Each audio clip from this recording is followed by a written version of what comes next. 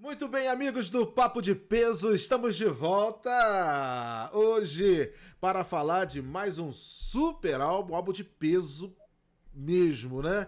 E deixa eu dar as boas-vindas, Loquilho, Panamá, é um prazer tê-lo de novo, meu amigo. Um prazer, César. Obrigado por chamar. Mais para falar de um álbum que eu gosto pra caramba. Tá completando 40 anos. Screaming for Vengeance, Judas Priest. Vai lá, e faça o jabá. Faça o jabá. Os canais, o que você faz? Vocês podem me encontrar no YouTube na Híbrido Podcast. H-I-B-R-I-D-O.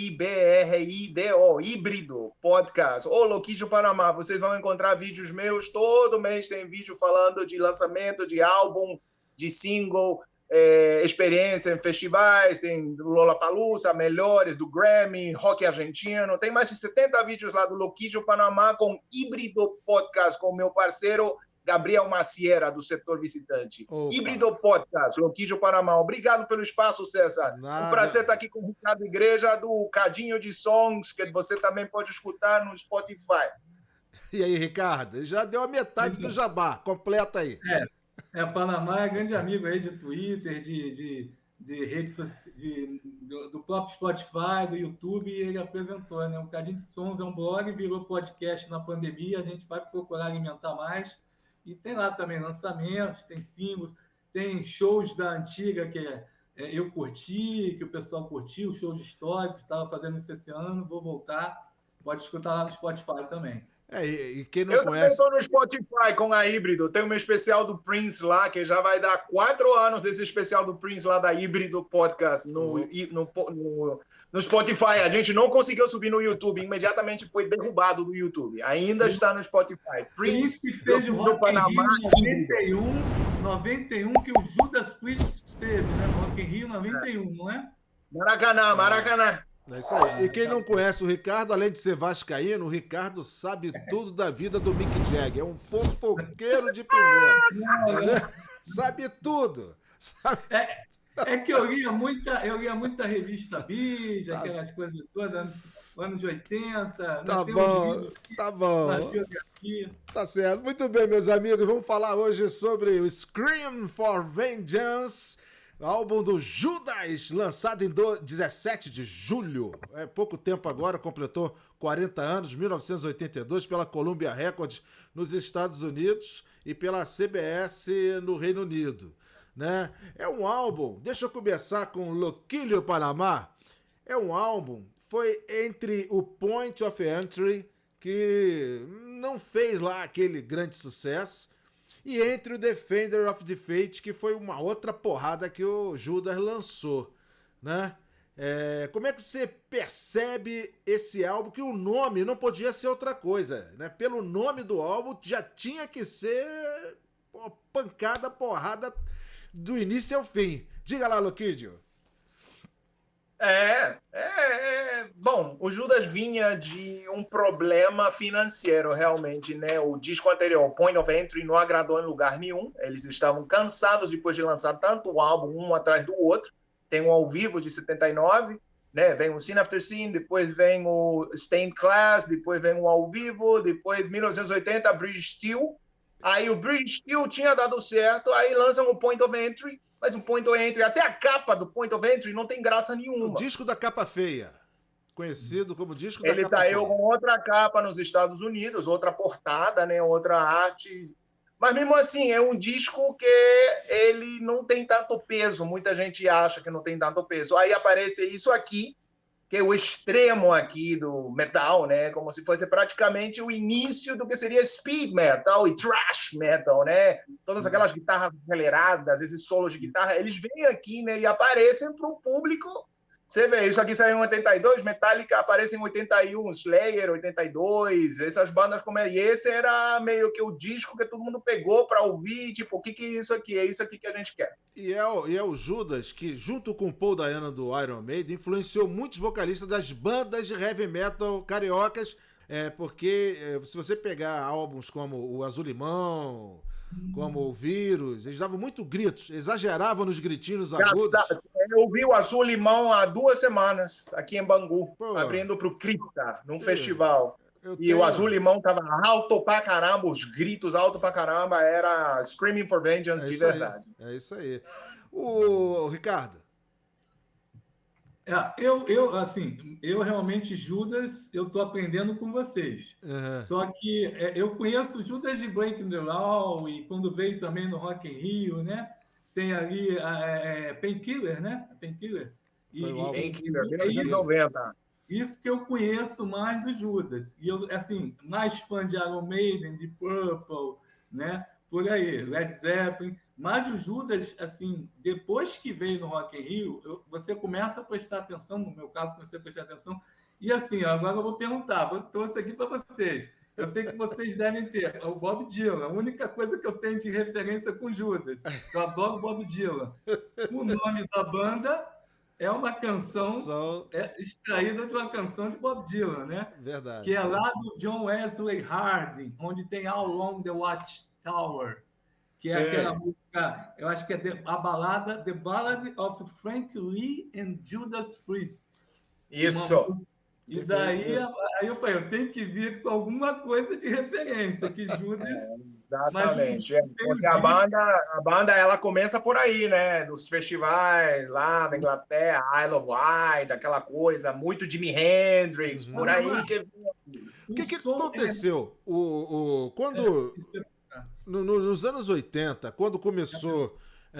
por exemplo, você teve o show um pouquinho antes do Queen em São Paulo. Aí você teve Peter Frampton, Van Halen no Maracanãzinho. Aí veio 15 em 83. Tudo isso preparando para o Rock in Rio.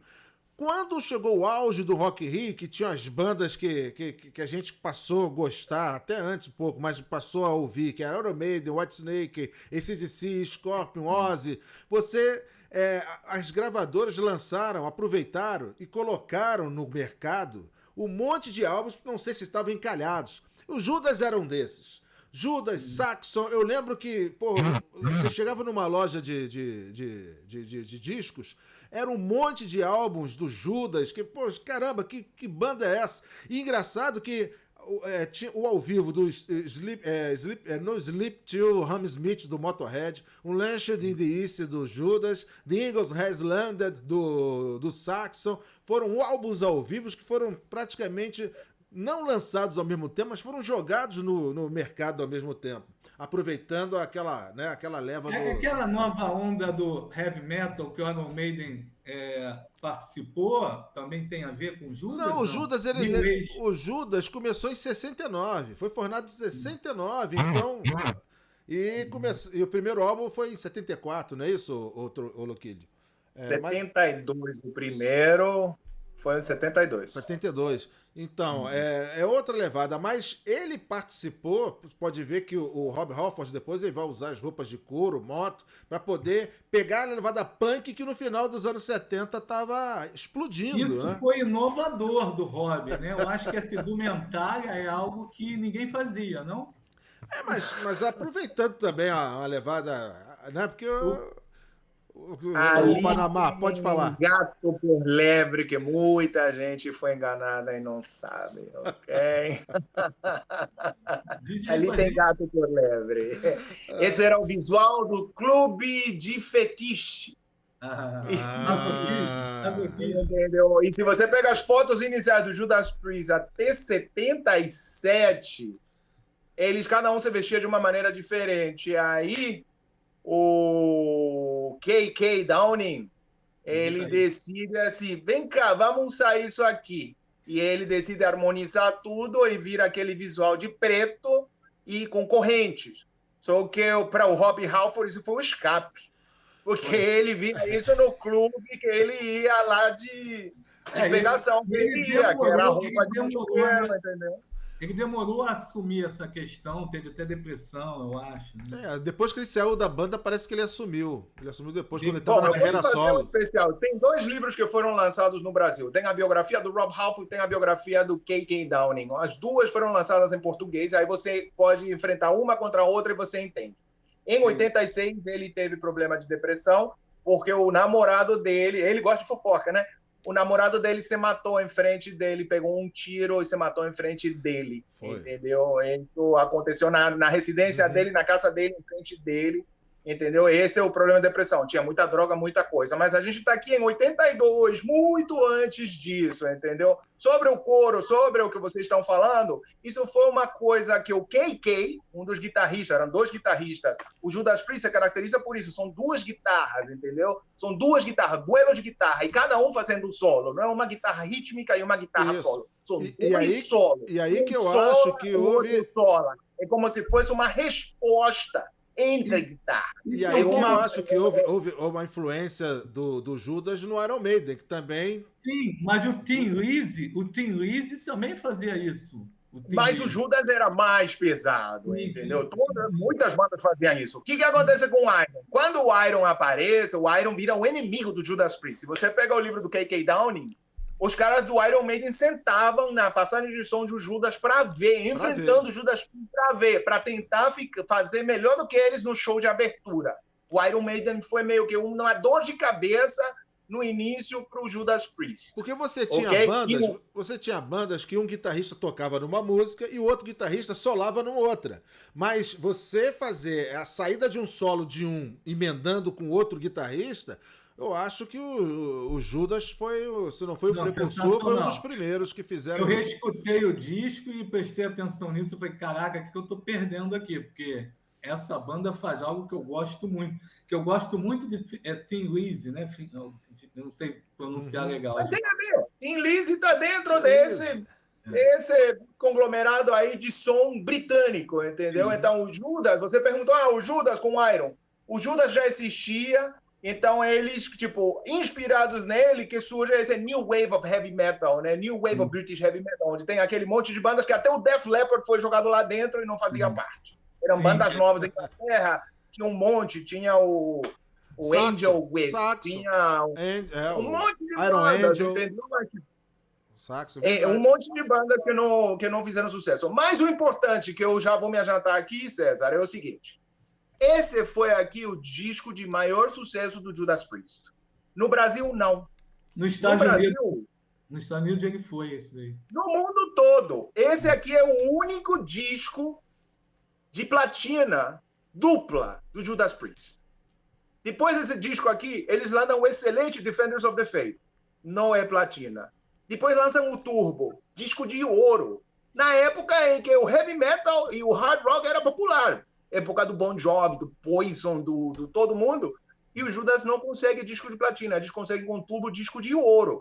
Eles estão numa turnê grande, todo mundo é platina, Rat é platina, Poison é platina, todo mundo é platina, e o Judas não. E eles mudam no Turbo. No Turbo eles mudam o estilo. Somente nos Estados Unidos, 2 milhões de discos. Muita gente pensa que os discos mais importantes do Judas são o British Steel e o Painkiller. O British Steel, né? É o que eu conheço mais daquela capa característica. Aliás, essa capa é lindíssima também.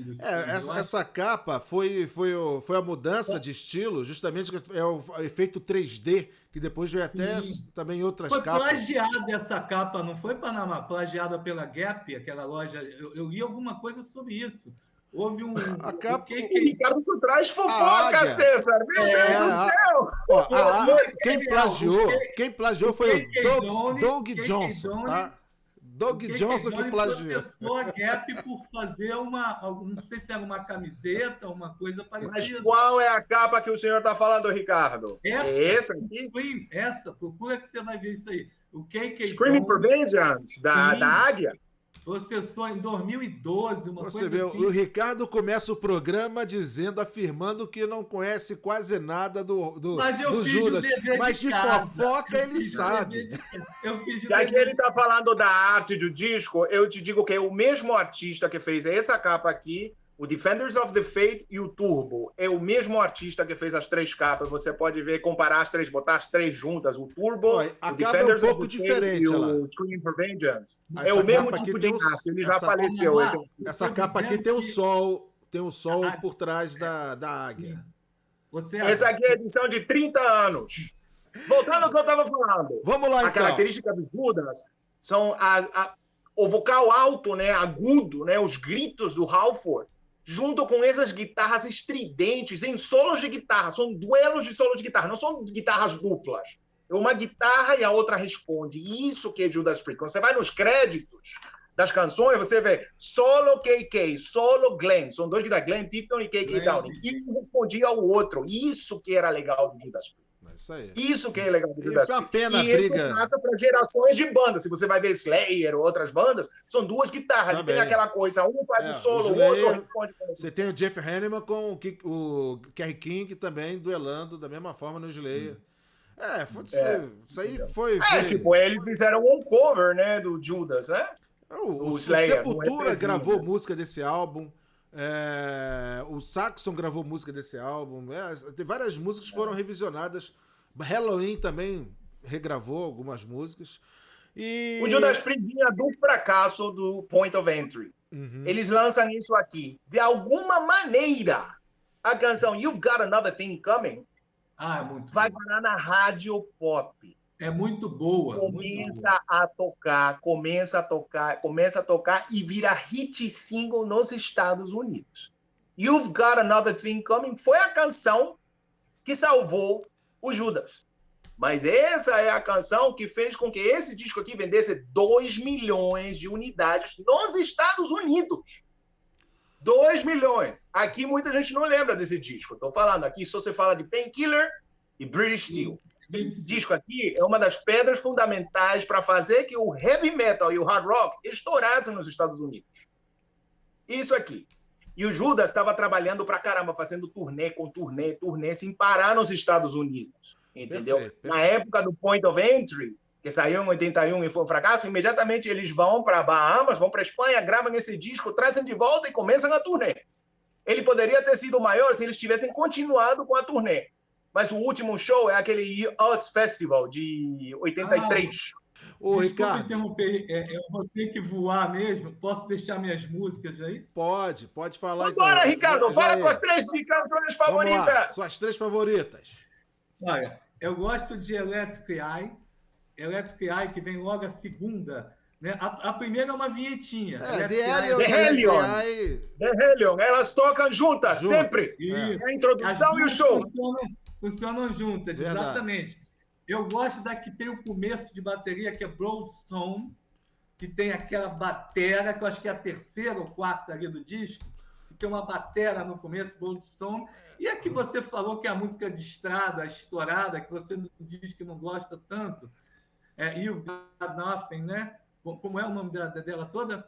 You've got another thing coming. Tem outra coisa rolando aí. É a música da fofoca. São as 3 preferidas minhas. São as 3 preferidas. Tá certo. Eu queria agradecer aí. Vocês vão batendo papo aí. Vocês posso ir, não? Pode. Agradeço a presença. Pode ir. Cara, agradeço a presença. Descaralhaço, como diz um amigo meu. Desculpa aí, não sei se é palavrão, acho que não, né? Deixa o preconceito de lado e vai ouvir esse disco. Esse disco é legal. Não tem preconceito. Já escutei 2 vezes, só essa semana. Muito bom. Valeu, Ricardo. Abraço. Um grande abraço. Obrigado pela sua participação, meu camarada. Até a próxima. Panamá, então. Fala, garoto. Nós dois... Você começa ou eu começo para falar sobre as 3 destaques aí desse álbum? Bom, o Ricardo falou de 2 canções que eu amo, né? Bloodstone é uma das minhas favoritas também. Eu gosto porque ela começa bem devagar, bem cadenciada. Ela parece um trem, né? Tum, tum, tum, tum, tum, e ela vai crescendo. E os agudos do Halford, que falam Bloodstone, né? Perfeita essa canção. Electric Eye, eu não tenho como não falar dessa canção. É uma canção que você reconhece, assim, começou o show do Judas, né? Quando aparece o olho, eu não sei se você viu o Judas Priest ao vivo, mas quando aparece seu olho, assim, eu já sei que é Electric Eye. E a outra é Devil's Child. Eu gosto muito. Mais uma vez, os vocais do Halford que me deixam assim, eu gosto dos gritos do Halford, né? Eu gosto muito. É uma das coisas que eu mais gosto. Sempre gostei de vocal agudo. Muita gente não gosta de vocal agudo. Você está falando do Azul Limão. Eu gosto de vocal agudo, assim, gritado, estridente, eu gosto muito. Muita gente não gosta. Então, minhas canções são essas: Devil's Child, Bloodstone e Electric Eye. E a performance do Rob Halford parece que ele tá no estúdio, né?